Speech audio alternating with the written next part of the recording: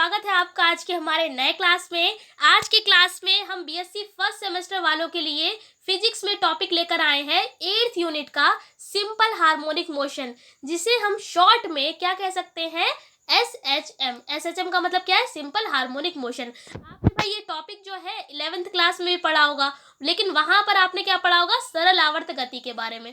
तो जो सरल आवर्त गति है वही सिंपल हार्मोनिक मोशन है। कुछ सुना सुना तो लग ही रहा होगा कि हाँ ये टॉपिक हमने पढ़ा था 11th क्लास में, कुछ सुना सुना हमें लग रहा है, लेकिन हम ये नहीं जानते ये है क्या। तो कोई दिक्कत नहीं, अगर जिन्हें सुना सुना भी उन्हें नहीं लग रहा है तो भी कोई प्रॉब्लम नहीं है, पूरा डिटेल करेंगे। ये एसएचएम या सिंपल हार्मोनिक मोशन, या इसी को हिंदी में क्या कहेंगे, सरल आवर्त गति है क्या। सबसे पहले बहुत इजी लैंग्वेज में लिखा हुआ है यहाँ पर कि जब कोई बॉडी अपनी मीन पोजीशन के इधर उधर एक सर्टेन टाइम में स्ट्रेट लाइन मोशन करती है, तब इस पर लगने वाली फोर्स जो होगी वो रिस्टोरिंग फोर्स इसके डिस्प्लेसमेंट के डायरेक्टली प्रोपोर्शनल होता है।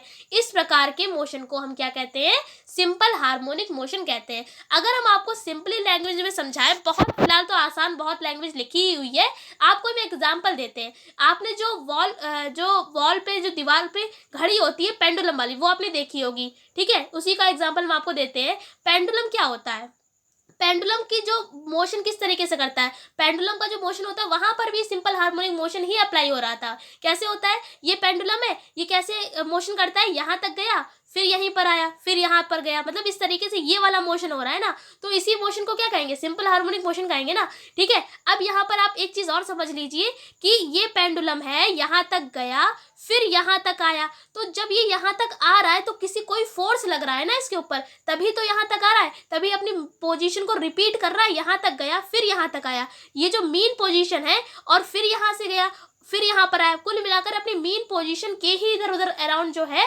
वो मोशन कर रहा है। तो कहने का मतलब है कोई ना कोई फोर्स होगी, तो उस फोर्स को ही हम क्या कहते हैं, रीस्टोरिंग फोर्स कहते हैं।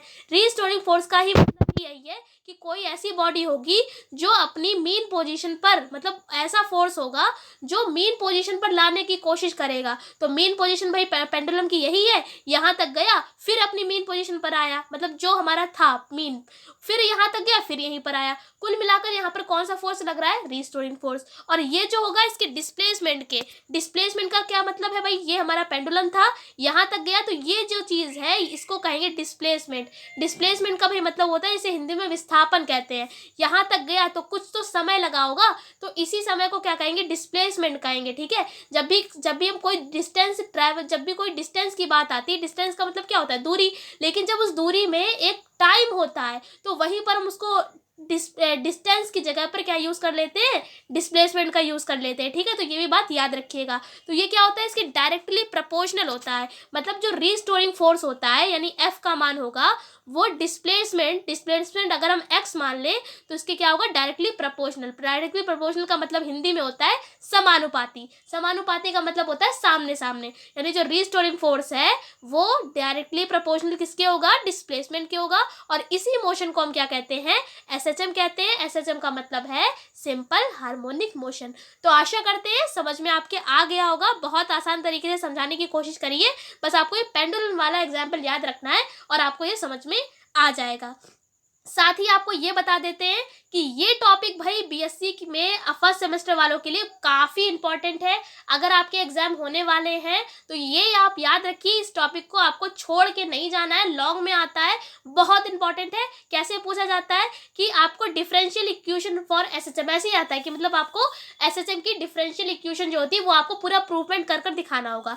तो ये तो हमने आपको बता दिया बेसिकली कि एसएचएम होता क्या है। अब हम इसकी डिफरेंशियल इक्वेशन के बारे में पढ़ेंगे, ठीक है। तो एसएचएम के बारे में तो बता ही दिया, क्यों बता दिया, क्योंकि एग्जाम में एसएचएम से क्या आएगा, डिफरेंशियल इक्वेशन आती है। अगर ये नहीं आता है तो एक हम आगे क्लास में भी आपको पढ़ाएंगे, एनर्जी इन एसएचएम, ठीक है। मतलब जो एसएचएम की एनर्जी होती है उसके बारे में भी डिटेल करेंगे, तो वो भी आ सकता है। तो एसएचएम से ये दो टॉपिक जो होते हैं, डेरिवेशन जो होते हैं वो काफी इंपॉर्टेंट है, एक डिफरेंशियल इक्वेशन और दूसरा एनर्जी इन एसएचएम। तो आज की क्लास में हम क्या पढ़ेंगे, डिफरेंशियल इक्वेशन फॉर एसएचएम, यानी जो एसएचएम है उसके लिए डिफरेंशियल इक्वेशन क्या है उसके बारे में जानते हैं। सबसे पहले क्या किया है, आपको इस तरीके से एक फिगर बना लेना है। इस फिगर में क्या है, आपको जैसा हमने बनाया है वैसा लिखा भी हुआ है, आप पढ़ेंगे समझ में आपके आ जाएगा। क्या लिखा हुआ है कि माना m मास का कोई पार्टिकल है, फिगर के अकॉर्डिंग एसएचएम कर रहा है। यहाँ पर हमने कोई भी पार्टिकल मान लेते हैं, वो उसका मास क्या है, m है। यहाँ पर दिखाया नहीं है लेकिन कोई पार्टिकल मान लिया है, मान लेते हैं यही पार्टिकल है p। तो ये क्या है, ये एसएचएम कर रहा है। एसएचएम का मतलब सिंपल हार्मोनिक मोशन इस तरीके से कर रहा है।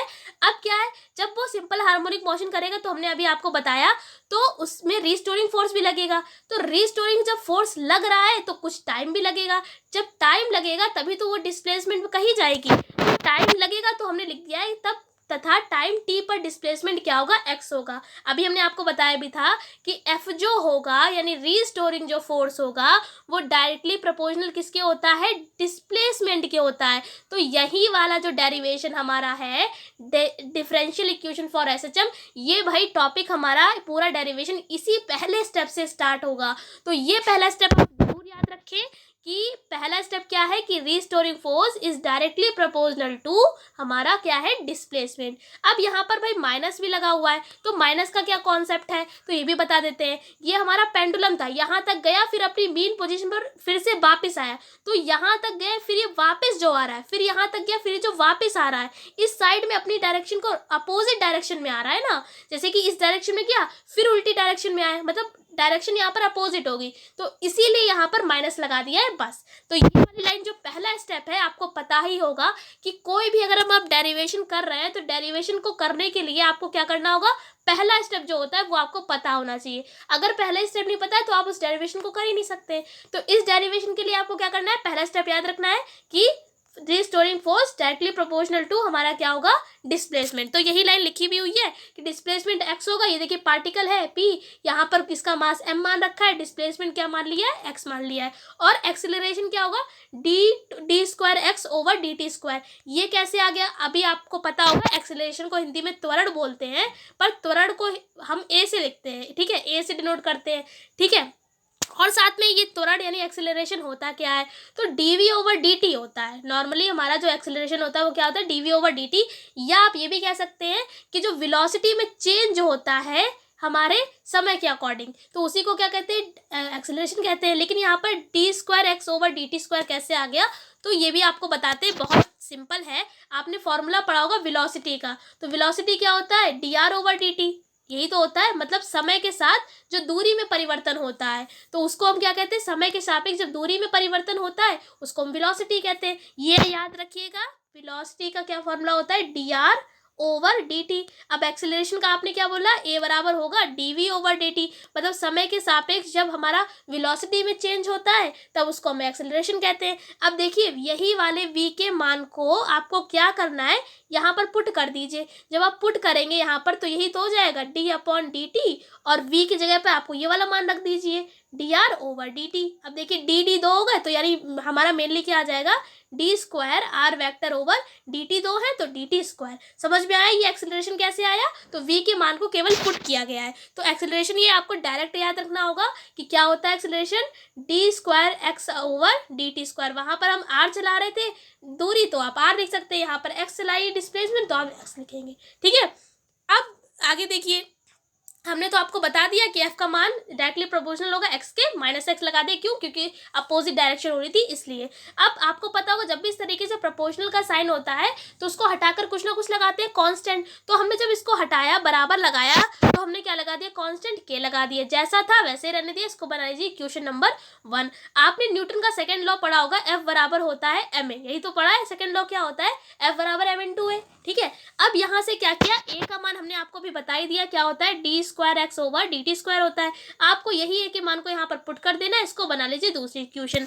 अब भाई ये भी f का मान है, ये भी फोर्स है, दोनों फोर्स को बराबर कर लीजिए। तो लिख दिया इक्वेशन 1 एंड 2 से, या आप ये लिख सकते हैं फ्रॉम इक्वेशन 1 एंड 2, दोनों के मान को एक दूसरे के बराबर कर दिया। तो देखिए अगले स्टेप में कर दिया। अब यहाँ पर हमने क्या किया है, ये देखिए, अगर आप ध्यान से देखेंगे तो ये वाला जो m है इसको बस नीचे ले आए हैं, बाकी सारी जैसी चीज़ें थी उनको वैसे ही कर लिया। नॉर्मली आपको क्या करना है, d square x over D T square के मान को अलग करना है, यानी जो एक्सीलरेशन है उसको अलग करना है। अलग करने के लिए यहाँ पर ये m एक्स्ट्रा चल रहा था तो हमने इसको इसके नीचे पहुँचा दिया, मतलब डिवाइड में। तो हमारी इक्वेशन हो जाएगी के एक्स अपॉन में m, ठीक है, ये इधर हमारा एक्सेलरेशन जैसे चल रहा है वैसे ही चलेगा। अब आपने एक फॉर्मूला और पढ़ा होगा, ये नहीं पढ़ा है तो हमने साइड में लिख भी दिया है कि ओमेगा स्क्वायर जो होता है वो किसके बराबर होता है, के अपॉन में एम। फॉर्मूला याद रखिएगा कि ओमेगा स्क्वायर बराबर क्या होता है, के अपॉन में एम, जहां पर ओमेगा जो है वो क्या है, एक कांस्टेंट वैल्यू है। ठीक है, तो याद रखिएगा ओमेगा स्क्वायर बराबर क्या होता है, के अपॉन में एम। अब के भी तो यहाँ पर कांस्टेंट है और एम क्या है, यहाँ पर मास है। तो यहाँ पर क्या हमने किया, के अपॉन में एम की जगह पर क्या कर दिया, ओमेगा स्क्वायर रख दिया। एक्स जैसा है, माइनस जैसा है, एक्सेलरेशन जैसा है, उसको वैसा ही रहने दिया। अब क्या करेंगे, यहाँ से ये माइनस की क्वांटिटी थी तो इधर लेकर आएंगे तो किसकी हो जाएगी, प्लस की। तो अगले स्टेप में देखिए ये हमारा इधर आ गया तो किस में आ गया, प्लस में। अब भाई इधर तो कुछ बचा ही नहीं तो लगा दिया 0। इसको बना लीजिए इक्वेशन नंबर 3। भाई यही हमारी क्या है, this is the differential equation of SHM. यानी कि अगर आपसे कोई पूछे कि एसएचएम की डिफरेंशियल इक्वेशन क्या होती है तो आप डायरेक्ट आंसर देंगे उसको कि क्या होती है, d square x over D T square plus omega square x is equals to 0। ये आपने मैथ्स में भी पढ़ी होगी, वहां पर आपने सवाल लगाए होंगे, लेकिन यहाँ पर क्या है, आपको डिफरेंशियल इक्वेशन पता होनी चाहिए एसएचएम की, तो ये हमारी निकल कर आ गई है। अब इसी हमारी डिफरेंशियल इक्वेशन का हम सॉल्यूशन निकालेंगे, मतलब इसको हम और सॉल्व करेंगे। इक्वेशन हमारी यही है लेकिन डिफरेंशियल इक्वेशन को और क्या करना होगा, सॉल्व करना होगा। तो सॉल्व करने के लिए हम क्या करेंगे, लिख दिया हमने कि इस इक्वेशन का सॉल्यूशन जो होगा वो क्या होगा, x इज इक्वल्स टू ए ई की पावर अल्फा टी। अब भाई ये कहाँ से आ गया, ये आपको याद रखना पड़ेगा, प्रैक्टिस करेंगे 2-4 बार तो आपको याद हो जाएगा। याद रखिए जब आप मैथ्स की, फिलहाल तो यहाँ पर इतना, अगर आप इसको सॉल्व करने जाएंगे तो 1-2 पेज लग जाएंगे। ठीक है, मैथ्स में आपने ये चीज़ करी होगी तो यहाँ पर सॉल्व करने का कोई फ़ायदा नहीं है, क्योंकि अभी लॉन्ग में टॉपिक आता है तो वैसे ही ये डेरिवेशन बड़ा हो जाता है। लेकिन आपको ये वाला जो सॉल्यूशन है ये डायरेक्ट आपको याद रखना है। अगर आप इसको सॉल्व करने भी बैठेंगे तब भी आएगा इतना ही। तो ये चीज़ याद रखें कि इसका जो सॉल्यूशन होगा वो क्या होता है, एक्स इज इक्वल्स टू ए ई की पावर।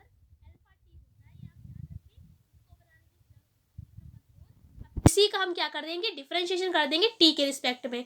टी के रिस्पेक्ट में डिफरेंशिएशन करेंगे मतलब एक्स है तो डी ओवर डी टी लगा दिया। जिसके भी रिस्पेक्ट में हम करते हैं तो उसके नीचे उसको लिख लेते हैं, जैसे कि डी अपॉन डी लिखा है, टी के रिस्पेक्ट में करेंगे तो टी लगा दिया, एक्स के रिस्पेक्ट में करेंगे तो यहाँ पर एक्स कर दीजिए। मतलब जिसके भी रिस्पेक्ट में होता है उसको हम हमेशा नीचे रखते हैं। अब क्या किया, एक्स था जैसे उसको वैसे ही रहने दिया, बस क्या किया, डी ओवर डी टी लगा दिया।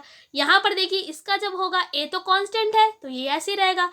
e की पावर x का आपने फॉर्मूला पढ़ा होगा, d over D T E की पावर x, मतलब कि e की पावर x का डिफरेंशिएशन क्या होता है, e की पावर x ही होता है। ठीक है, ये एक ऐसा फॉर्मूला है जो इंटीग्रेशन और हमारा डिफरेंशिएशन में दोनों सेम ही होता है कि अगर e की पावर x का अगर डिफरेंशिएशन भी हो रहा है या इंटीग्रेशन भी हो रहा है तो उतना ही आ जाता है। तो यहाँ पर भी देखिए e की पावर अल्फा टी है तो अल्फा टी का मतलब क्या है, e की पावर अल्फा टी का अल्फा टी ही हो जाएगा। लेकिन यहाँ पर अल्फा टी है मतलब कि दो चीज़ें चल रही हैं, टी के रिस्पेक्ट में तो कर रही है तो ठीक है, लेकिन अल्फा एक्स्ट्रा चल रहा है तो अल्फा जो है वो कांस्टेंट हो जाएगा, तो इसको मल्टीप्लाई में हम चलाएंगे। अब क्या करेंगे, इसका दोबारा भी करेंगे। दोबारा का मतलब क्या होगा, D x over D T का क्या हो जाएगा, d square x over D T square. दोबारा करेंगे तो इसी तरीके से बनेगा, या आप ऐसे समझ लीजिए D x over D T है, इसका फिर से कर लीजिए डी अपॉन डी टी, तो आएगा तो मल्टीप्लाई करके इतना ही। अब क्या किया आगे, फिर ए कांस्टेंट था, ए कांस्टेंट रहने दिया, e की पावर अल्फा टी का e की पावर अल्फा टी ही रहेगा। अल्फा जैसे चल रहा है तो ये भी ऐसे ही रहेगा क्योंकि ये भी कांस्टेंट है। अब जब हम e की पावर अल्फा टी का करेंगे डिफरेंशिएशन, फिर से यहाँ पर वही चीज़ है, अल्फा एक्स्ट्रा है तो अल्फा 2 हो जाएंगे ना, तो 2 हो जाएंगे, हमने डायरेक्ट यहाँ पर अल्फा स्क्वायर कर दिया। इसको बना लीजिए इक्वेशन नंबर 5। अब देखिए इक्वेशन नंबर 3, 4 और 5, इनको जब हम क्या करेंगे, ये देखिए यहाँ से डी स्क्वायर एक्स की वैल्यू यहाँ पर आपको रखनी होगी और ये वाली एक्स की वैल्यू को आपको यहाँ पर पुट करना होगा इक्वेशन नंबर 4 और 5 की, यानी कुल मिलाकर वैल्यूज को आपको इक्वेशन नंबर 3 में पुट करना है। तो यहाँ पर हमने क्या किया, केवल वैल्यूज को पुट कर दिया है। अब देखिए यहाँ पर ये ए ई की पावर अल्फा टी इधर भी है और इधर भी है तो कॉमन ले लेंगे, जो बचेगा अंदर क्या बचेगा, alpha square plus omega square. इसको कैसे सॉल्व करेंगे, ये हमारा पूरा इधर चला जाएगा तो 0 हो जाएगा। चाहे आप ये भी लिख सकते हैं ई की power alpha t is not equals to 0, इसका मतलब है आप इधर पहुंचाएंगे, मतलब इस तरीके से हम सॉल्व करते हैं, 0 हो जाएगा और हमारा क्या बचेगा, अल्फा स्क्वायर ओमेगा स्क्वायर बराबर 0। यहाँ से आपको अल्फा की मान निकालना होगा। अल्फा का मान कैसे निकालेंगे, अल्फा इधर ही रहने देंगे, ओमेगा स्क्वायर जब इधर पहुंचेगा तो माइनस का हो जाएगा। अब स्क्वायर हटता है तो क्या लगता है, अंडर रूट लगता है, तो हमने यहाँ से स्क्वायर को हटा दिया तो अंडर रूट लगा दिया। अब आप इसको कैसे सॉल्व आपने पढ़ा होगा 11th क्लास में मैथ्स में कि आई स्क्वायर की जो वैल्यू होती है वो होती है -1, ठीक है, ये तो पढ़ा होगा। और I4 की वैल्यू होती है +1। ये वैल्यूज आपने पढ़ा होगा सम्मिश्र संख्याओं में, जहाँ पर आपने इमेजिनरी नंबर्स के बारे में पढ़ा होगा। तो 11th क्लास में चैप्टर है, तो आई स्क्वायर की जो वैल्यू होती है वहाँ पर -1 होती है। तो इस तरीके से हम सॉल्व करते हैं। ये जो माइनस चल रहा है, माइनस का मतलब क्या है, यहाँ 1 भी लगा सकते हैं ना। तो इस माइनस को हटाने के लिए हमने क्या लगा दिया, यहाँ पर आई स्क्वायर लगा दिया। जब आई स्क्वायर लगाया तो ये भी स्क्वायर है, ये भी स्क्वायर है, तो ये अंडर रूट को खत्म कर देगा। नॉर्मली हम क्या करते हैं, अंडर रूट को खत्म करने के लिए स्क्वायर ही तो करते हैं। तो वही किया है। ये अब अंडर रूट हटेगा तो प्लस माइनस लग जाएगा, यानी कि अल्फा की 2 वैल्यू आ गई, एक आ गई प्लस की आई ओमेगा और एक आ गई माइनस की आई ओमेगा। अब क्या किया, जो हमारी पहली जो चौथी इक्वेशन थी उसमें हमको अल्फा की ये वैल्यूज पुट करनी होंगी। अब अल्फा तो 2 हो गए हैं, तो जाहिर सी बात है ये भी हमारे चीज़ें 2 हो जाएंगे। A1 लिख दिया, A2 लिख दिया, e की पावर आई ओमेगा टी लिख दिया, एक बार प्लस के लिए और एक बार माइनस के लिए। उसके बाद हमने देखिए क्या किया है, फॉर्मूला ये आपने इसी क्लास में पढ़ा होगा। मैथ्स अगर आपके पास है तो आपने ये फॉर्मूला, मतलब मैथ्स तो होगी जब आप फिजिक्स पढ़ ही रहे हैं, तो आपने फॉर्मूला पढ़ा होगा ई की पावर आई थीटा का।